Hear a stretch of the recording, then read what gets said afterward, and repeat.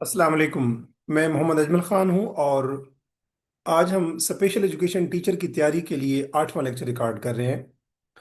अगर आप junior special education teacher की तैयारी कर रहे हैं या सीनियर स्पेशल एजुकेशन की टीचर की तैयारी कर रहे हैं या सीनियर टीचर, सब्जेक्ट स्पेशलिस्ट या लेक्चरर स्पेशल एजुकेशन की तैयारी कर रहे हैं, तो ये लेक्चर आपके लिए इंतहाई इंपॉर्टेंट होने जा रहा है। इस लेक्चर को देखने के बाद आप फिजिकल इम्पेयरमेंट यानी मोटर इम्पेयरमेंट, जिसमें ग्रॉस मोटर स्किल्स भी आती हैं, फाइन मोटर स्किल्स भी आती हैं, जो कि बेसिकली फिजिकली हैंडीकैप्ड जो चिल्ड्रन होते हैं उन बच्चों को पढ़ाने के हवाले से, फिजिकल डिसेबिलिटी के हवाले से इंपॉर्टेंट 45 कॉन्सेप्ट्स मैं कवर करने जा रहा हूँ इस वीडियो में। इस वीडियो को देखने के बाद आप फिजिकल डिसेबिलिटी के हवाले से इंतहाई इंपॉर्टेंट 45 कॉन्सेप्ट्स आपकी फिंगर टिप्स के ऊपर होंगे। So let's have a start.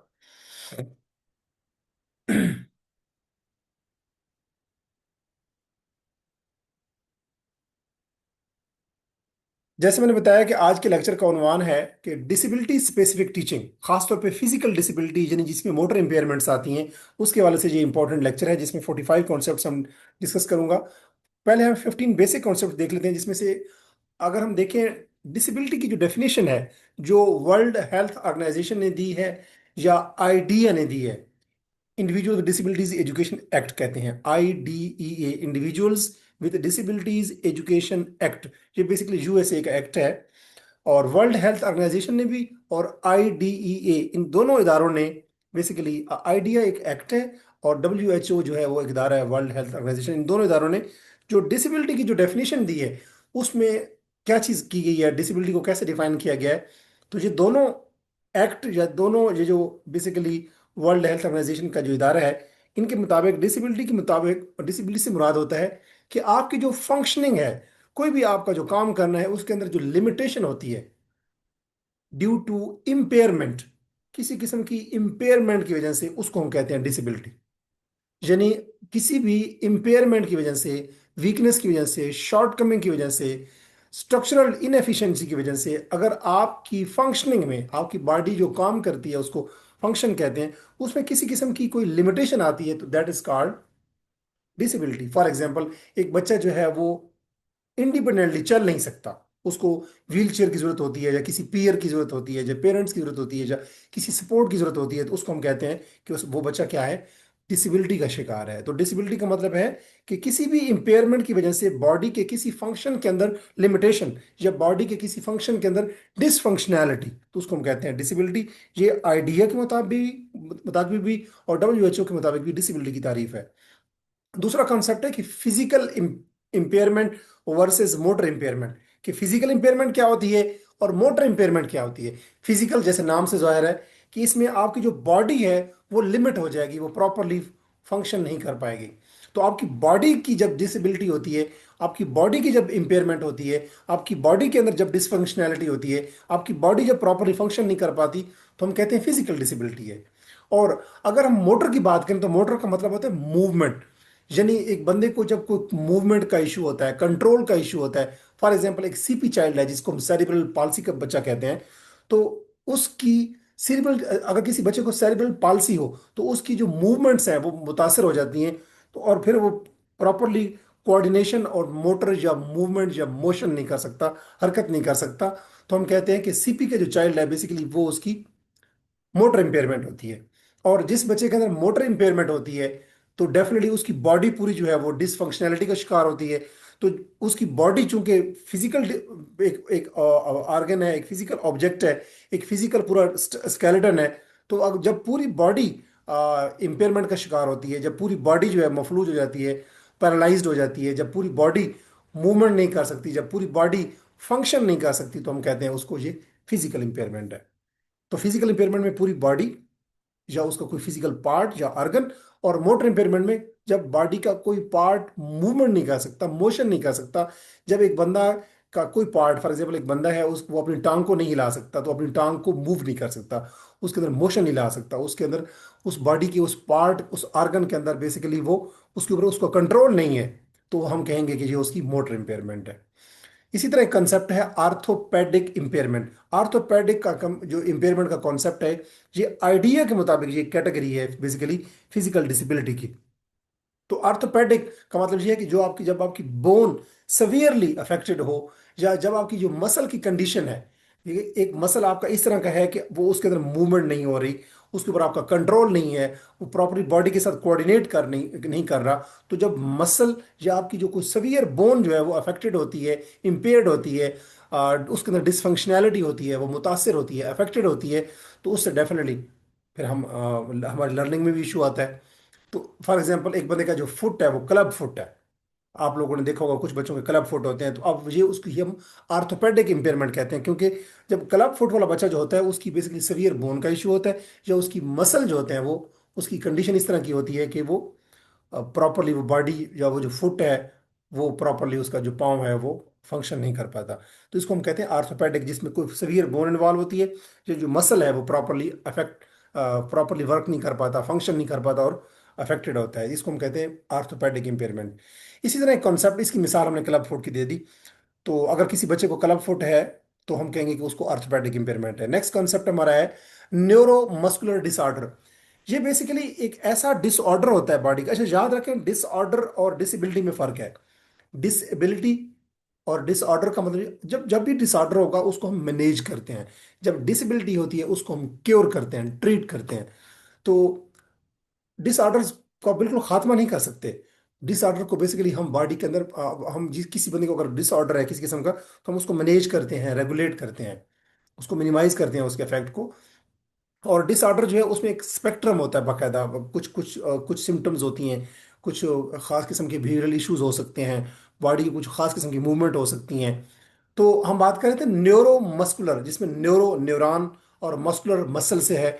तो जब हमारी बॉडी की नर्व और मसल की प्रॉपरली कोऑर्डिनेशन का इशू हो, नाम से जाहिर है, न्यूरो यानी कि नर्व्स और मस्कुलर यानी मसल। जो मसल्स होते हैं और बॉडी के अंदर जो नर्व्स होती हैं, नर्व्स क्या करती हैं? नर्व्स बेसिकली पैगामात को हमारे बॉडी के डिफरेंट ऑर्गन से दिमाग तक ले जाती हैं, दिमाग से उस पार्ट तक लेके जाती हैं। दिमाग बताता है कि इस पाँव को हिलाएं, और पाँव के ऊपर अगर कोई अंगारा आ जाए या कोई भी बर्निंग कोई एलिमेंट आ जाए तो हमारे दिमाग तक पहुंच जाता है पैगाम। वो पैगाम कौन सी चीज़ पहुंचाती है? नर्व्स पहुंचाती हैं। तो हमारी बॉडी के अंदर जो नर्व्स हैं और जो मसल हैं उनके आपस में कोऑर्डिनेशन होती है। अगर ये कोऑर्डिनेशन जो है वो अफेक्ट हो जाए, उनके अंदर कोई इशू आ जाए, तो हम कहते हैं ये है न्यूरो मस्कुलर डिसऑर्डर है। और इसकी एक मिसाल है मस्कुलर डिस्ट्रॉफी। कुछ लोगों की, आप लोगों ने देखा होगा, उनकी जो दोनों टांगे होती हैं वो प्रॉपरली वो इंडिपेंडेंटली काम नहीं कर पाती, तो वो क्रचेस यूज करते हैं। तो वो उनकी बॉडी की जो मसल्स होते हैं वो वीक हो रहे होते हैं with the age of time, with the efflux of time. और उनकी जो अमूमन वो समझते हैं कि हमारी जो हड्डियां हैं, जो हमारी मसल्स हैं, वो वीक हो रहे हैं। तो वो मस्कुलर डिस्ट्रॉफी है। तो जिस बंदे को मस्कुलर डिस्ट्रॉफी है तो हम कहते हैं कि वो उसको न्यूरो मस्कुलर डिसऑर्डर है। इसी तरह एक वर्ड कंसेप्ट है कॉन्जेनिटल या अक्वायर्ड डिसेबिलिटीज। कुछ डिसेबिलिटीज कंजेनिटल होती हैं, कुछ अक्वायर्ड होती हैं। कंजेनिटल डिसेबिलिटीज वो होती हैं जो at the time of birth होती हैं। कंजेनिटल का मतलब भी होता है which are present at the time of birth. और जो अक्वायर्ड डिसेबिलिटीज होती हैं वो with the passage of time, जैसे बच्चा बड़ा बड़ा बच्चे की एज बढ़ती है तो वो साथ साथ डेवलप होती जाती हैं वो डिसेबिलिटीज। अब अगर हम मिसाल देखते हैं कि स्पाइना बाइफिडा, ये जो है, ये एक ऐसी डिसेबिलिटी है जो एट द टाइम ऑफ पैदाइश होती है, eight the time of birth होती है। तो ये कंजेनिटल डिसेबिलिटी की मिसाल है। और अगर किसी बंदे को, जो बंदा बढ़ रहा है, उसको एक्सीडेंट हो गया है, तो अब देखें वो एज के साथ हुआ है, तो वो उसको हम कहते हैं ये एक्सीडेंटल इंजरी जो है, ये अक्वायर्ड डिसेबिलिटी है, वो उसको पैदाइश के तौर पे नहीं थी। एक बंदे का एक्सीडेंट पैदाइश के तौर पे वो बिल्कुल ठीक हुआ, बाद में कहीं उसको आके उसका एक्सीडेंट हुआ और उसको डिसेबिलिटी होगी, तो वो जो एक्सीडेंटल इंजरी होगी वो बेसिकली अक्वायर्ड डिसेबिलिटी की मिसाल है। इसी तरह ग्रास मोटर स्किल्स का एक कंसेप्ट है। जब बॉडी के लार्ज मसल इन्वॉल्व होते हैं, तो ऐसी स्किल्स जो कि बॉडी के लार्ज मसल्स को हम इन्वॉल्व करके सीखते हैं, वो हम कहलाती हैं ग्रास मोटर या large motor skills. For example, जब हम वॉकिंग करते हैं तो दोनों टांगों को इस्तेमाल करते हैं, दोनों बाजुओं को इस्तेमाल करते हैं, यानी कि अपर लिम्स और लोअर लिम्स इस्तेमाल होते हैं। जब हम जंप करते हैं तो उसमें भी हमारी बॉडी के बड़े बड़े ऑर्गन्स, बड़े बड़े मसल्स इस्तेमाल होते हैं। तो ये जो जंपिंग है, वॉकिंग है, ये कौन सी स्किल्स है? ग्रास मोटर स्किल्स है। इसी तरह एक कॉन्सेप्ट है fine motor skills. Fine motor skills वो होती है जिसमें बॉडी के जो छोटे छोटे मसल्स होते हैं उनकी उनकी उनका कंट्रोल उसमें इन्वॉल्व होता है। फॉर एग्जांपल, अगर हम राइटिंग करते हैं, छोटे बच्चे के हाथ में पेंसिल होती है, तो आप लोगों ने देखा होगा वो बड़े जोर से पेंसिल को पकड़ता है, तो उसमें छोटी छोटी जो मूवमेंट्स होती हैं, छोटे छोटे जो मसल्स होते हैं बॉडी के, स्मॉल मसल जो है, उनकी मूवमेंट उसमें कार फरमा होती है। तो राइटिंग हो गई, या अगर हमने छोटे छोटे, अगर अगर किसी ने बटन लगाने हों शर्ट के या किसी कमीज के, तो उसमें हमारी उंगलियों की डेक्सटेरिटी और छोटी छोटी मूवमेंट्स, छोटे छोटे मसल्स काम आ रहे होते हैं। या स्टिचिंग का काम हो रहा होता है या जो वीविंग होती है फुटबॉल की, तो उसमें छोटे छोटे मसल इस्तेमाल होते हैं, लिहाजा ये फाइन मोटर स्किल्स काम कर रही होती हैं। ये काम, ऐसी स्किल्स जिसमें छोटे मसल इस्तेमाल होते हैं, उनको हम फाइन मोटर स्किल्स कहते हैं। फंक्शनल लिमिटेशंस का एक कंसेप्ट है। फंक्शनल लिमिटेशंस वो होती हैं जिसमें हमारी जो डेली टास्क में हम करते हैं, जो डेली रूटीन में हम काम करते हैं, उसमें अगर कोई डिफिकल्टी आ रही हो, तो हम कहते हैं इस बंदे या इस बंदी को या इस बच्चे को फंक्शनल लिमिटेशंस है। फॉर एग्जाम्पल, एक बच्चा है वो अपने पेंसिल को प्रॉपरली ग्रिप नहीं कर पाता, तो हम कहेंगे कि इसको फंक्शनल लिमिटेशन है, ताकि यानी कि इसका मतलब है कि वो डेली बेसिस पे जो टास्क करना होता है, जो डेली राइटिंग करनी होती है, वो नहीं कर पाता। तो जब जब कोई ऐसी मुश्किल हो जिसमें हम डेली टास्क एग्जीक्यूट ना कर पाए, तो हम कहते हैं इस बंदे को क्या है, फंक्शनल। फंक्शनल मतलब है जो जिसमें डेली टास्क करने होते हैं हमने, जो डेली फंक्शंस होते हैं, तो उसके अंदर ये इसको लिमिटेशंस है, या इसको ये उसकी जो डेली फंक्शंस हैं, डेली रूटीन की जो टास्क है उसके अफेक्टेड है। इसी तरह कॉन्सेप्ट है मोबिलिटी वर्सेस मैनिपुलेशन। मोबिलिटी का मतलब है मूवमेंट, मोशन। और अगर हम मैनिपुलेशन की बात करें, तो उसमें हम ऑब्जेक्ट को हमने कैसे उठाना है, कैसे हमने उसको हैंडल करना है, कैसे उसको मूव करना है। तो मोबिलिटी में सिर्फ मूवमेंट होती है, और मैनिपुलेशन में हम उस ऑब्जेक्ट को मुकम्मल उसको कैसे हैंडल करते हैं, कैसे मैनेज करते हैं, कैसे उसको कैरी करते हैं। फॉर एग्जाम्पल, अगर मैं वॉकिंग करूं, तो वॉकिंग में हमारी बॉडी की, वॉकिंग का वर्ड यूज करूं, तो हम बॉडी को मूव कर रहे होते हैं। तो वॉकिंग इज एग्जाम्पल और मैनिफेस्टेशन ऑफ मोबिलिटी। और अगर हम राइटिंग की बात करें, तो राइटिंग में हमने पेंसिल को कैसे पकड़ना है, किस एंगल से पकड़ना है, कैसे लिखना है, कैसे उसको हैंडल करना है। तो ये जो राइटिंग है, ये बेसिकली मैनिपुलेशन की मिसाल है। इसी तरह अगर हम बात करें activity limitation and participation restriction, ICF एक मॉडल है, जो बेसिकली ICF से मुराद होता है international classification of functioning. ICF international classification of functioning disability and health, ये WHO का एक कंसेप्ट है, एक मॉडल है, ICF मॉडल। और इस मॉडल के मुताबिक ये जो हमारे बॉडी के अंदर जो डिसेबिलिटी होती है कुछ लोगों को हमारे माशरे में, ये डिसेबिलिटी जो होती है, ये कोई हेल्थ कंडीशन नहीं है। ये सिर्फ हेल्थ कंडीशन नहीं होती, ये जो डिसेबिलिटी होती है, इसमें हमारी बॉडी की हेल्थ कंडीशन भी शामिल है, इसमें हमारा इन्वायरमेंट का भी असर होता है, और इसमें हमारा जो पर्सनल स्टाइल होता है काम करने का, वो सारी चीज़ें मिलकर हमारी डिसेबिलिटी की को कॉन्स्टिट्यूट करती हैं, बनाती हैं। तो डिसेबिलिटी जो है, इस मॉडल के मुताबिक, ICF मॉडल के मुताबिक जो WHO ने दिया, जो जिसको हम कहते हैं इंटरनेशनल क्लासिफिकेशन ऑफ फंक्शनिंग, उसके मुताबिक डिसेबिलिटी जो है वो कोई डिजीज नहीं है। डिसेबिलिटी बेसिकली हमारी बॉडी की हेल्थ कंडीशन कैसी है, हमें किस किस्म का इन्वायरमेंट मुयसर है, और हमारा जो पर्सनल स्टाइल है, यानी कि हमारा पर्सनल जो अंदाज है काम करने का, वो किस किस्म का है। अगर एक बंदा जो है वो डेली बेसिस पे टेबल पे बैठ के कोई काम करता रहता है, तो अगर उसकी कोई बैक बोन के अंदर कोई इशू आ जाता है, तो अब उसको पैदाइशी तौर पे कोई डिसेबिलिटी नहीं है, कोई डिजीज नहीं है, लेकिन उसका पर्सनल स्टाइल इस किस्म का है काम करने का, कि उसको क्या हो जाती है, डिसेबिलिटी हो जाती है। लिहाजा इस ICF मॉडल के मुताबिक जो डिसेबिलिटी है वो कोई डिजीज नहीं होती, बल्कि डिसेबिलिटी में तीन चीज़ें होती हैं, कि एक बंदे की पर्सनल हेल्थ कंडीशन क्या है, हेल्थ कंडीशन, उसका एनवायरनमेंट का क्या रोल है, और उसका पर्सनल स्टाइल क्या है। ये तीनों चीजें मिलके एक बंदे को डिसेबल बना सकती हैं।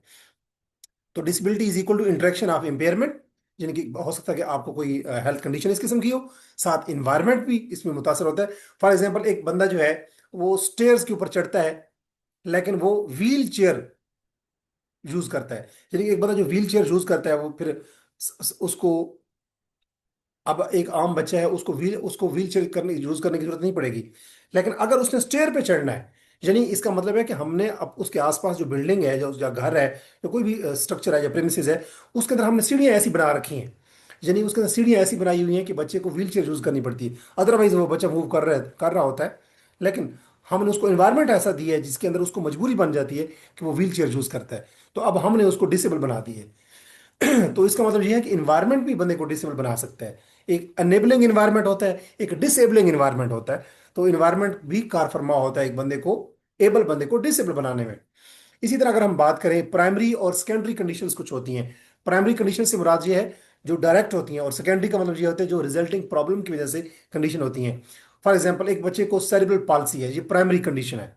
लेकिन अगर एक बच्चे को CP है, सेरिब्रल पाल्सी है, और उसकी वजह से बच्चे को के अंदर कॉन्ट्रेक्चर्स आ रहे हैं, यानी कि बच्चे के कॉन्ट्रेक्शंस आ रही हैं उसके अंदर, तो ये उसका सेकेंडरी प्रॉब्लम्स है। तो primary problems and secondary problem, जो primary condition and secondary condition से मुझे मुराद है, यानी एक बच्चे को डिसेबिलिटी है या एक बच्चे को लिमिटेशन है, तो वो प्राइमरी है, वो डायरेक्ट है। जो भी उसको डिजीज हुई है या डिसेबिलिटी हुई है, लेकिन उस डिसेबिलिटी की वजह से बच्चे को जो कंडीशंस हो गई हैं बच्चे की, या उस कंडीशन की वजह से या उस डिसेबिलिटी की वजह से या डिजीज की वजह से बच्चे को जो प्रॉब्लम हो गए हैं, उनको हम सेकेंडरी कंडीशंस कहेंगे। फॉर एग्जाम्पल सीपी बच्चे के अंदर कॉन्ट्रेक्चर का आना। इसी तरह एक कॉन्सेप्ट है temporary and permanent disability. Temporary disability वो होती है जो शॉर्ट टर्म के लिए होती है, 1 घंटे के लिए, 1 दिन के लिए, 1 हफ्ते के लिए, 1 महीने के लिए, उसके बाद खत्म। और परमानेंट डिसेबिलिटी वो होती है जो लाइफ लॉन्ग चलती है। फॉर एग्जाम्पल एक बच्चे को, एक बंदे को मूवमेंट के दौरान जब खेलते हुए फ्रैक्चर हो गया, वो ठीक हो जाएगा बाद में, शॉर्ट टर्म है, लॉन्ग लिव्ड नहीं है। तो ये है टेम्पोररी डिसेबिलिटी।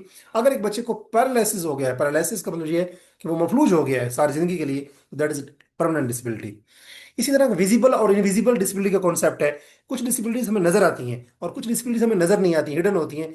फॉर एग्जाम्पल एक बच्चा जो है वो व्हील चेयर यूज कर रहा है, तो ये डिसेबिलिटी उसकी क्या है, विजिबल है। लेकिन एक बच्चा जो है उसको अंदर फाइन माइल्ड सा मोटर डिले है, तो ये क्या है, ये हिडन डिसेबिलिटी है, या इनविजिबल डिसेबिलिटीज को हम कहते हैं। मल्टीपल डिसेबिलिटीज में डिफरेंट जो इंपेयरमेंट्स होती हैं at the same time car फरमा होती हैं। फॉर एग्जाम्पल एक बच्चे को सर्बल पाल्सी भी है, साथ साथ उसको इंटेलेक्चुअल डिसेबिलिटी भी है। फॉर एग्जाम्पल एक बच्चे को हियरिंग इंपेयरमेंट भी है, साथ विजुअल इंपेयरमेंट भी है। तो जब दो तीन डिसेबिलिटीज इकट्ठी होती हैं तो हम कहते हैं इसको मल्टीपल डिसेबिलिटीज है। इसी तरह एक कॉन्सेप्ट है, बेसिक कॉन्सेप्ट में लास्ट कॉन्सेप्ट है कि एजुकेशनल इंप्लीकेशंस क्या है फिजिकल डिसेबिलिटी, कि अगर फिजिकल डिसेबिलिटी हो तो फिर एजुकेशन के अंदर हमें क्या करना चाहिए।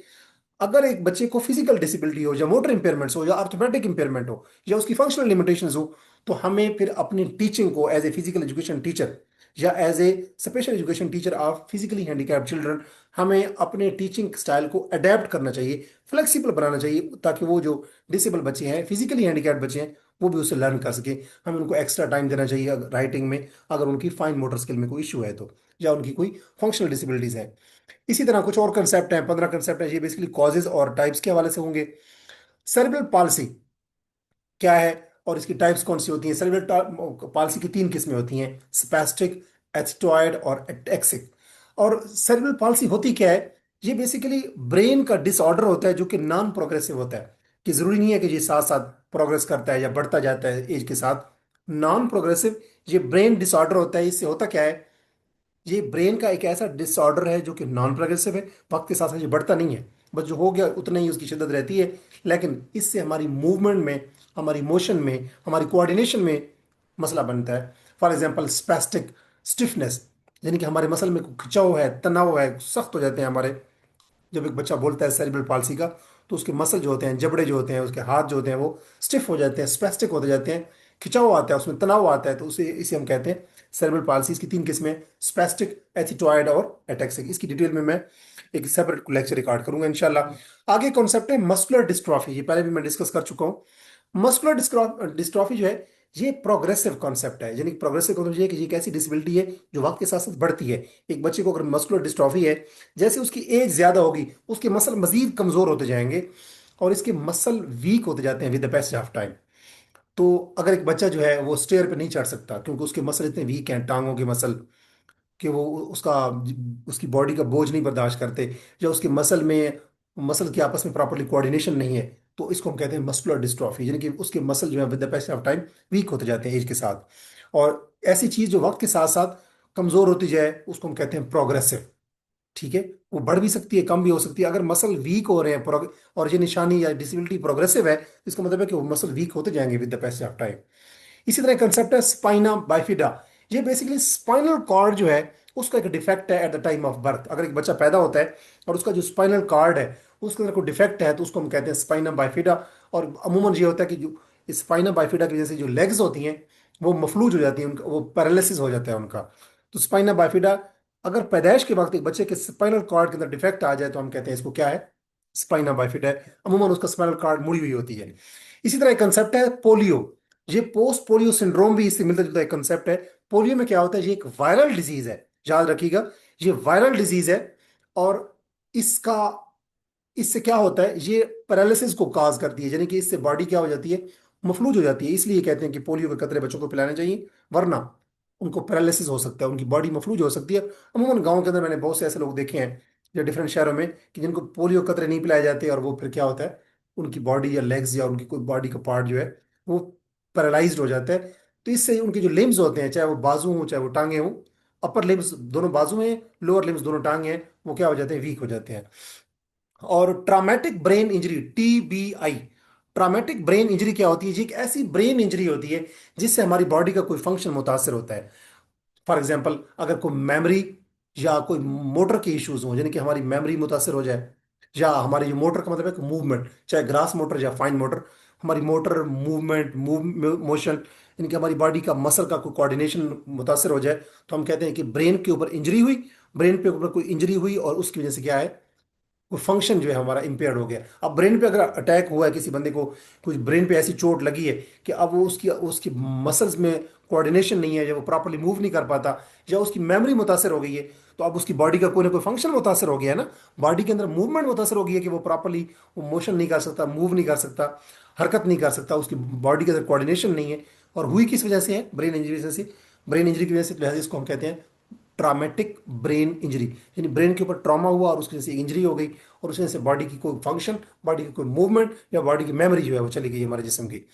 स्पाइनल कॉर्ड इंजरी कौन सी होती है? अगर हमें जहां पे भी कोई इंजरी है, बॉडी के अंदर अगर कहीं पे भी इंजरी है, तो उस इंजरी से नीचे वाले जो पार्ट्स हैं उनके अगर मूवमेंट के अंदर मूवमेंट खत्म हो जाए, तो हम कहते हैं ये स्पाइनल कॉर्ड इंजरी है। अमूमन स्पाइनल कॉर्ड के किसी भी पार्ट के अंदर, स्पाइनल कॉर्ड चूंकि लंबा सा एक पार्ट पार्ट है बॉडी का, उसके किसी हिस्से में भी अगर कोई इंजरी हो जाए, तो उस इंजरी से नीचे वाली जो मूवमेंट होंगी वो मुतासर हो जाएंगी।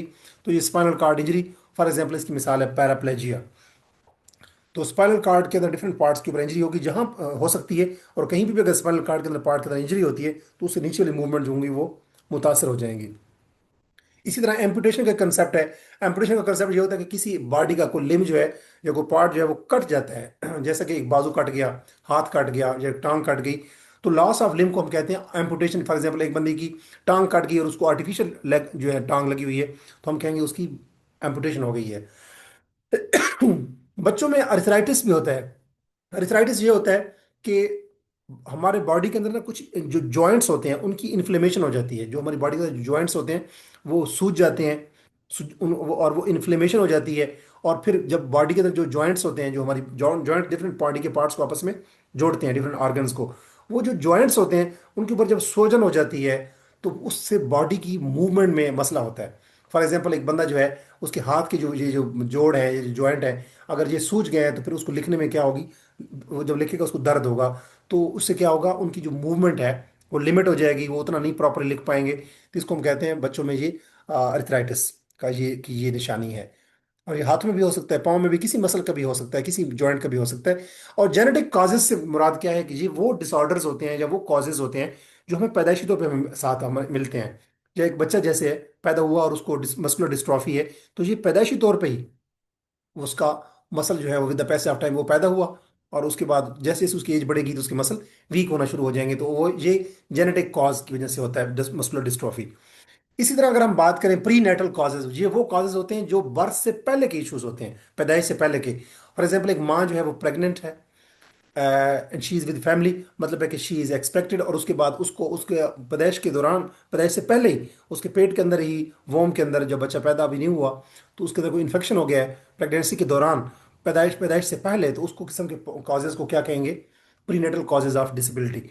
इसी या डिजीज भी हो सकते हैं। पेरीनेटल का मतलब ये है कि एट द टाइम ऑफ जब बर्थ हो रही है तो, और बच्चे को प्रॉपर्ली ऑक्सीजन नहीं मिली, ऑक्सीजन की डेप्रीवेशन हुई है, तो बच्चे के अंदर कोई इशू आ सकता है, कोई डिसेबिलिटी हो सकती है। तो ऐसे कॉजेज को कहते हैं पेरीनेटल। और एक होते हैं पोस्ट नेटल, यानी कि पैदाइश, नेटल का मतलब होता है पैदाइश, पोस्ट नेटल पैदाइश के बाद के जो, यानी कि बर्थ के आफ्टर के जो बाद में जो कॉजेज होते हैं। फॉर एग्जाम्पल, पैदाइश होगी, बाद में कोई एक्सीडेंट हुआ, बच्चा गिर गया, उसके सर पे चोट लगी, तो उसकी उससे जो डिसेबिलिटी होती है, तो उनको हम कहते हैं ये पोस्ट नेटल कॉजेज है। Prenatal, perinatal and postnatal. इसी तरह एक वर्ड है एक्सीडेंटल इंजरीज। एक्सीडेंटल इंजरीज का कॉन्सेप्ट ये है कि अगर कोई ऐसा बॉडी के ऊपर कोई ट्रॉमा हुआ है, कोई ऐसा चोट लगी है कि उससे डिसेबिलिटी हो गई है, तो हम कहेंगे कि ये एक्सीडेंटल इंजरी है या ट्रॉमेटिक इंजरी है। फॉर एग्जांपल, रोड एक्सीडेंट हुआ है, तो एक्सीडेंट हुआ है बेसिकली, ये ट्रॉमा हुआ है, बच्चे को पहुंचा है, और उसकी वजह से बच्चे को डिसेबिलिटी हो जाती है, और उसकी लेग या कोई बाजू या कुछ कुछ बॉडी का कोई पार्ट कट जाता है। इन्फेक्शन, फॉर एग्जाम्पल, लेकिन इसकी मिसाल है मेनिनजाइटिस, कोई ऐसी डिजीज रिलेटेड इंपेयरमेंट, यानी कि बॉडी के अंदर कोई ऐसी इंपेयरमेंट आना जिसकी वजह से कोई ना कोई डिजीज हो रही है, जैसे मेनिंजाइटिस जो है, ये इन्फेक्शन की एक मिसाल है।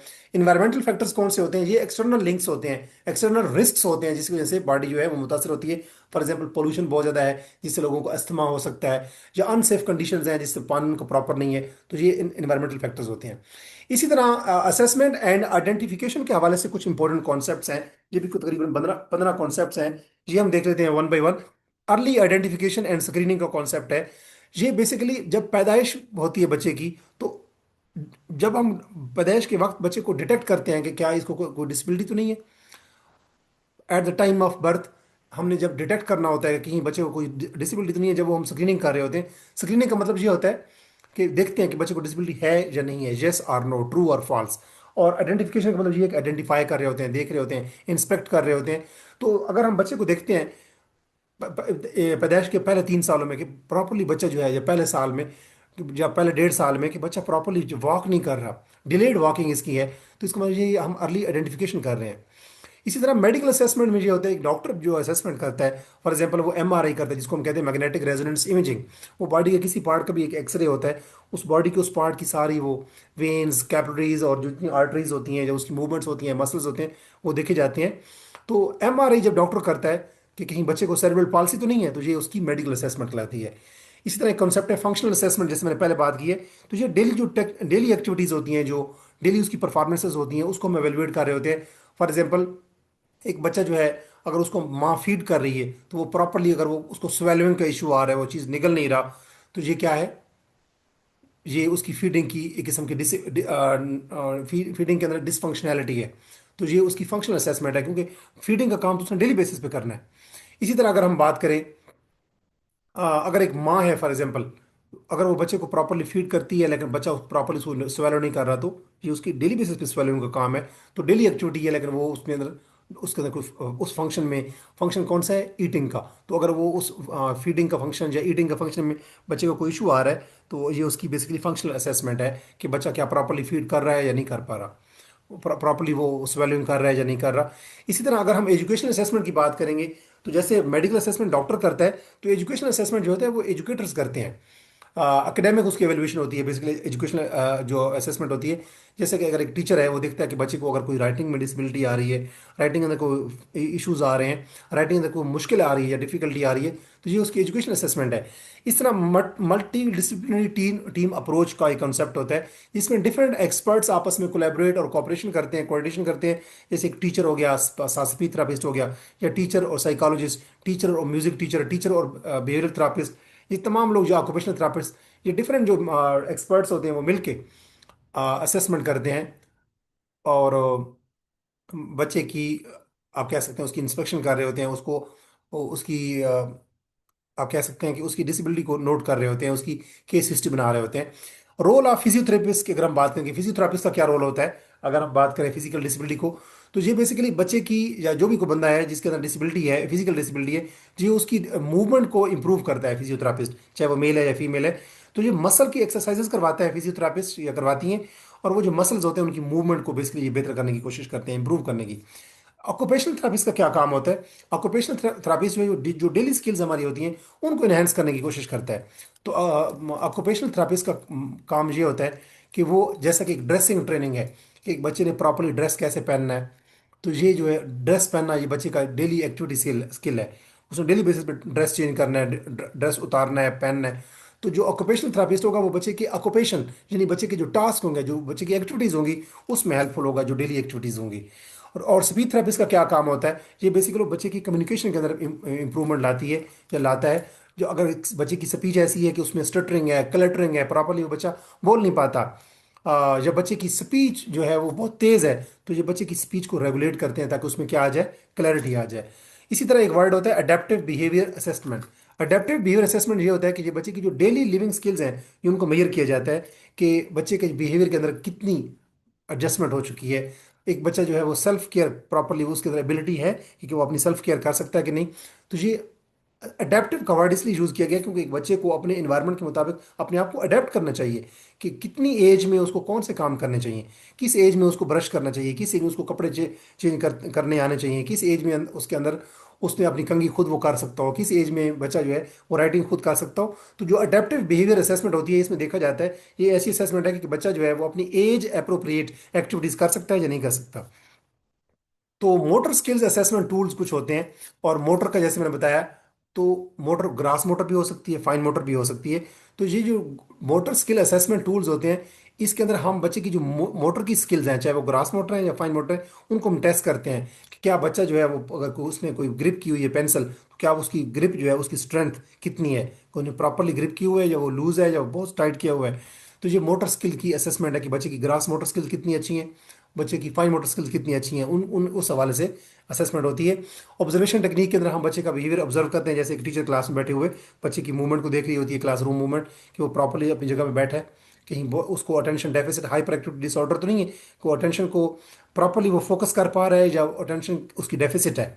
इसी तरह ये ऑब्जर्वेशन टेक्निक होती है, टीचर जो है वो क्लास में बैठ के ऑब्जर्व करता है। केस हिस्ट्री एक मेथड होता है, कॉन्सेप्ट। केस हिस्ट्री में हम बैकग्राउंड इन्फॉर्मेशन लेते हैं कि कहीं बच्चे की पैदाइश के वक्त उसकी माँ से उसके बाप से पूछते हैं और डॉक्टर से कंसल्ट करते हैं, जो उनका फैमिली डॉक्टर होगा, कि फलां बच्चे को पैदाइश के वक्त कहीं कोई कॉम्प्लिकेशन तो नहीं आई थी, ऑक्सीजन की डेप्रिवेशन तो नहीं हुई थी।